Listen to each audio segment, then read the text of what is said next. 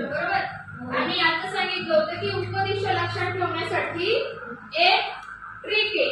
कुठली? बायनरी इथून आला पण लक्षात ठेवताना एक गोष्ट सांगितली की मुख्य दिशा चालू करताना उजव्या हाताकडून चालू करायचं, इथून चालू करायचं. वा सरळ सरळ जायचं, असं असं आणि असं नाही. मग इथे लिहिते मी वानर इकडून आले वायव्य ईशान्य आग्नेय